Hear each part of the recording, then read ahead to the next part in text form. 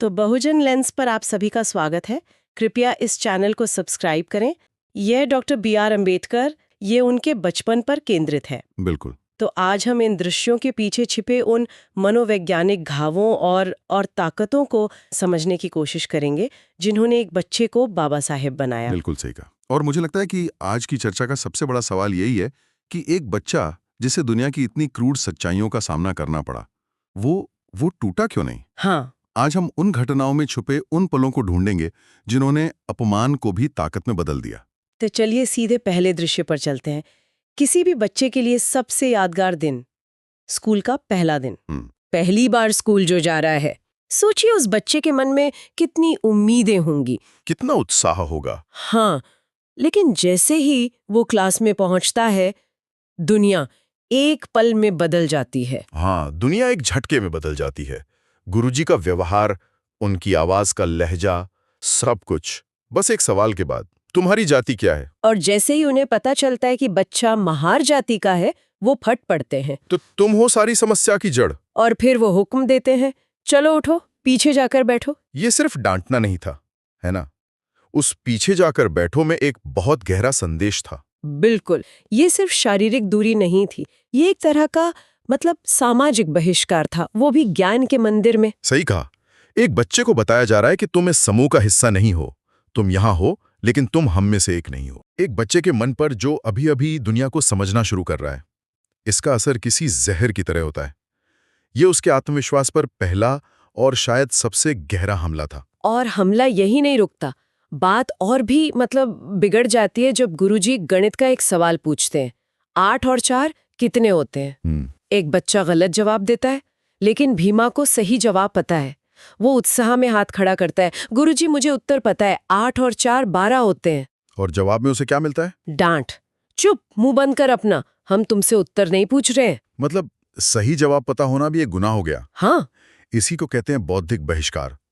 ये शारीरिक अलगाव से कई ज्यादा खतरनाक है। कैसे? देखिए, ये उस बच्चे को एक बहुत ही क्रूर संदेश देता है कि तुम्हारा ज्ञान, तुम्हारी आवाज, तुम्हारा अस्तित्व ही अशुद्ध है। तुम्हारे पास सही जवाब हो सकता है, लेकिन तुम्हारी पहचान उस जवाब को सुनने लायक नहीं बनाती। अच्छा, ये आत्मविश्वास को जड़ से तोड़ने का एक बहुत ही व्यवस्थित तरीका है। और फिर गुरुजी इसे जायज ठहराने के लिए धर्म का सहारा लेते हैं। कहते हैं, पिछले जन्मों का श्राप है तुम पर, तुम अछूत हो, अछूत। यही तो इस व्यवस्था की सबसे भयावह बात थी। ये व्यक्तिगत गलती पर नहीं, बल्कि सामूहिक पहचान पर आधारित थी। बच्चे को यह बताया जा रहा है कि तुम कुछ भी कर लो, कितने भी होशियार हो जाओ, तुम इस पहचान से बाहर नहीं निकल सकते। लेकिन इसी बातचीत में एक अजीब सा एक विरोधाभास सामने आता है जब गुरुजी एक कहानी सुनाते हैं। हाँ, सुदर्शन नाम के एक भंगी की कहानी। कि राजा युधिष्ठिर का यज्ञ तब तक सफल नहीं होता जब तक सुदर्शन भोजन नहीं कर लेते। और कहानी के अंत में दोहा है, संत न जात न पूछो निरुगुनिया। कमाल का विरोधाभास है ना? कहानियों में आप एक भंगी के बिना यज्ञ सफल नहीं कर सकते, लेकिन असलियत में क्लास में बैठे एक बच्चे को छू भी नहीं सकते। ये उस समाज का गहरा दोगलापन दिखाता है। कथनी और करनी के बीच की एक बहुत बड़ी खाई। आदर्श सिर्फ किताबों और कहानियों में है, असल जिंदगी बेहद क्रूर है।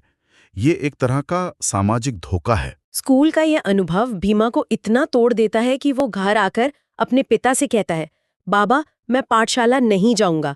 कहते हैं, मैं अछूत हूँ। अछूत क्या होता बाबा? कितना मासूम, लेकिन कितना भारी सवाल है। एक बच्चा अपने अस्तित्व की परिभाषा पूछ रहा है। और यहाँ एक पिता की असली परीक्षा होती है, वो क्या जवाब दें? वो गुस्सा दिखा सकते थे, समाज को कोस सकते थे, या बच्चे को झूठी तसल्ली दे सकते थे। लेकिन रामजी सकपाल ने जो किया वो असाधारण है। बिल्कुल, वो उसे कोई किताबी जवाब नहीं देते। वो बहुत शांति से उसे पास बिठाते हैं और एक सवाल पूछते हैं, क्या? तुम जब किसी गंदी चीज को हाथ लगाओगे तो तुम्हारा हाथ क्या होगा? भीमा कहता है, मेरे हाथ गंदे हो जाएंगे। इस सरल से उदाहरण से पिता एक बहुत बड़ी बात समझा देते हैं। वो कहते हैं, दरअसल में गंदगी और मैल उनके दिमाग में है, उनके मन में है। वाह! ये एक बच्चे के मन में आत्मसम्मान का बीज बोने जैसा है। वो उसे एक मनोवैज्ञानिक कवच दे रहे हैं। वो कह रहे हैं कि समस्या तुम में नहीं है, तुम गंदे नहीं हो, गंदगी समाज की सोच में है। और वो उसे भविष्य के लिए भी तैयार करते हैं। कहते हैं, जब तू बड़ा हो जाएगा ना, तब तू उनसे बोलना। और बच्चा देखे तुरंत उस बात को पकड़ लेता है। हाँ, वो कहता है, हाँ पापा मैं बोलूंगा बाबा, मैं चुप नहीं रहूंगा। मुझे लगता है ये उस चिंगारी का पहला संकेत था। बिल्कुल। पिता ने बच्चे के घाव पर मरहम भी लगाया और उसे लड़ने का हौसला भी दिया। उन्होंने उसे आत्मग्लानि से बचा लिया, जो ऐसी स्थिति में किसी भी बच्चे के मन में घर कर सकती थी। तो स्कूल में तो दिमाग पर हमला हुआ, अब बात शरीर और उसकी जरूरतों पर आ गई। ज्ञान के बाद खेल और पानी। ट्रांसक्रिप्ट में एक और दृश्य है जहां भीमा कबड्डी खेलने जाता है, लेकिन दूसरे बच्चे उसे भगा देते हैं। हाँ, एक बच्चा कहता है, चाचा तू तो महार है, घर जाके वापस लाना पड़ेगा, और माँ को पता चल गया तो मार भी खानी पड़ेगी। बचपन तो वो जगह होती है जहां ये सब भेदभाव खत्म हो जाने चाहिए, है ना? पर यहाँ तो बच्चे भी बड़ों की भाषा बोल रहे हैं। यही दिखाता है कि ये जहर समाज में कितनी गहराई तक फैला हुआ था, बच्चों के खेल तक पहुंच गया था। भीमा के लिए खेल का मैदान भी एक सीमा रेखा खींच देता है। और खेल से ज्यादा बुनियादी जरूरत है पानी। हाँ। जब प्यास लगने पर भीमा एक सार्वजनिक नल से पानी पीता है तो जो होता है वो तो दिल दहला देने वाला है। उसे बेरहमी से पीटा जाता है। हाँ, वो बस इतना कह पाता है, प्यास लगी थी, और जवाब मिलता है, तू हमारे धर्म से खेलेगा। ये तो क्रूरता की हद है। प्यास लगने पर पानी पीना भी धर्म पर हमला कैसे हो सकता है? क्योंकि ये व्यवस्था सिर्फ सामाजिक दूरी पर नहीं, बल्कि पवित्रता और अपवित्रता की धारणा पर टिकी थी। अच्छा। इस सोच के मुताबिक एक अछूत का स्पर्श पानी को भी दूषित कर सकता है। जब आप किसी की प्यास को भी अपवित्र बना देते हैं, तो आप उसके इंसान होने के दर्जे पर ही सवाल उठा रहे हैं। मतलब ये उसके अस्तित्व पर सीधा हमला है। बिल्कुल। और ये अपमान सिर्फ गांव की गलियों तक ही सीमित नहीं था। एक और घटना है गोरेगांव की यात्रा की, जो इस जहर की पहुंच को और भी साफ दिखाती है। बैलगाड़ी वाली घटना है ना? हाँ, भीमा और उसका भाई अपने पिता से मिलने जा रहे हैं और एक बैलगाड़ी किराए पर लेते हैं। शुरू में गाड़ीवान बहुत अच्छे से बात कर रहा है। हाँ, पूछ रहा है कहाँ जा रहे हो, क्या करते हो, सब कुछ सामान्य लगता है, लेकिन फिर वो एक सवाल पूछता है जो सब कुछ बदल देता है, उनकी जाति। और जैसे ही उसे पता चलता है, वो आग बबूला हो जाता है। अनर्थ हो गया, भाग फूट गए मेरे, कहकर उन्हें तुरंत गाड़ी से नीचे उतरने को कहता है। उस आदमी का गुस्सा सिर्फ छूने पर नहीं था, ऐसा लगता है जैसे उसे ठगा गया हो। बिल्कुल। यहाँ एक और बात ध्यान देने वाली है कि बच्चों के पिता रामजी सकपाल सेना में सूबेदार मेजर थे, एक बहुत सम्मानित पद। लेकिन उस पद का भी कोई मतलब नहीं रहा। कोई मतलब नहीं रहा, क्योंकि उनकी जाति की पहचान, वो सामने आते ही सारी हैसियतें मिट गईं। सिर्फ एक पहचान बची, अछूत। और गाड़ीवान इसी बात पर भड़का हुआ है कि उसकी गाड़ी और बैल भ्रष्ट हो गए। और वो इसका हर्जाना भी मांगता है, तय किराए से 2 गुना। इस अपमान के जवाब में छोटा बच्चा भीमा जो कहता है वो कमाल का है। वो कहता है, हमें चलना मंजूर है, लेकिन हम तुम्हें एक ढेला भी अधिक नहीं देंगे। दादा, हम चल कर जाएंगे। इस बच्चे का स्वाभिमान देखिए। हाँ। और इसी स्वाभिमान को देखकर गाड़ीवान एक बहुत दिलचस्प बात कहता है, लगता है ये छुटका तुम्हारे बाप पर गया है। ये तो एक अनजाने में की गई भविष्यवाणी जैसी है। बिल्कुल। एक तरफ वो निश्चित रूप से ताना मार रहा है कि देखो इतनी छोटी उम्र में इतना घमंड। अच्छा। लेकिन अनजाने में ही सही, वो उस बच्चे के अंदर की उस दृढ़ता को पहचान रहा है जो अन्याय के सामने झुकने को तैयार नहीं है। वो उस बच्चे की आंखों में वो आत्मसम्मान देख रहा है जो उसे अपने पिता से विरासत में मिला है। ये दिखाता है कि इतने अपमान के बावजूद भीमा का स्वाभिमान जिंदा था, और शायद पहले से ज्यादा मजबूत हो रहा था। इन सारी घटनाओं का असर सिर्फ भीमा पर नहीं, पूरे परिवार पर पड़ रहा था। एक दृश्य में उसकी ताई कहती हैं, भीमा की चिंता मुझे अंदर ही अंदर खाए जा रही है, नन्ही सी जान और इतना सारा बोझ। ये उस परिवार के सामूहिक दर्द को दिखाता है। वो अपने बच्चे को दुनिया की इस क्रूरता से बचाना चाहते हैं, लेकिन वो मजबूर हैं। हाँ, एक पिता के लिए इससे बड़ी बेबसी क्या होगी कि वो जानता है कि शिक्षा ही एकमात्र रास्ता है, पर उसी रास्ते के कांटे उसके बच्चे को हर रोज लहूलुहान कर रहे हैं। बिल्कुल। और एक पल ऐसा आता है जब भीमा पूरी तरह हताश हो जाता है।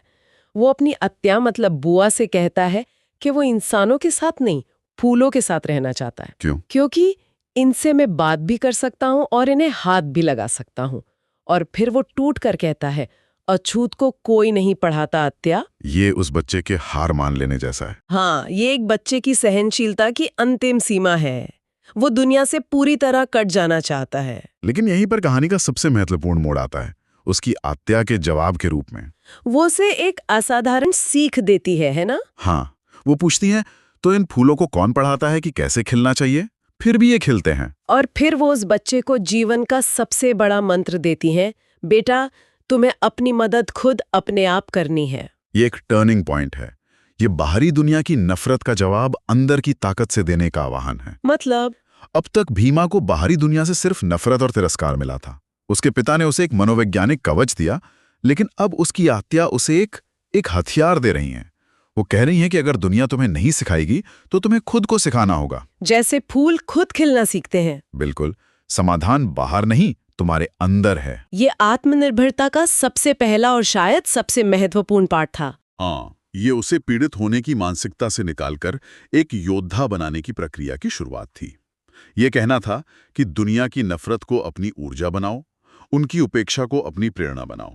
तो आज इन दृश्यों को खंगालकर हमने देखा कि कैसे पाठशाला से लेकर खेल के मैदान और सफर तक युवा भीमराव को हर कदम पर सामाजिक बहिष्कार का सामना करना पड़ा। ये सिर्फ घटनाएं नहीं थी। नहीं, ये गहरे घाव थे जो उनके व्यक्तित्व, उनकी सोच और उनके भविष्य के मिशन को गढ़ रहे थे। इन सभी अनुभवों में एक समान धागा है। एक ओर समाज की कठोरता है और दूसरी ओर उस बच्चे के भीतर पनपता स्वाभिमान और उसके परिवार का समर्थन, खासकर उसके पिता और आत्या का। हाँ, तो ये कहानी सिर्फ उत्पीड़न की नहीं है, बल्कि उस उत्पीड़न के बीच पनप रही एक असाधारण इच्छा शक्ति की भी है। और अंत में एक सवाल जो मन में रह जाता है, वो भीमा की आत्या की एक और बात से जुड़ा है। उन्होंने भीमा से ये भी कहा था, यूं मन के हर घाव को हरा रखोगे तो पढ़ाई लिखाई में कैसे ध्यान दे पाओगे। हाँ, और ये एक बहुत गहरा सवाल हमारे लिए छोड़ जाता है। क्या जीवन में मिले गहरे घावों को भूल जाना ही आगे बढ़ने का एकमात्र तरीका है, या फिर उन घावों को ही अपनी सबसे बड़ी ताकत और प्रेरणा का स्रोत बनाना एक दूसरा ज्यादा शक्तिशाली रास्ता हो सकता है। डॉक्टर अंबेडकर का पूरा जीवन शायद इसी दूसरे सवाल का जवाब है कि कैसे जख्मों को हथियार बनाया जा सकता है।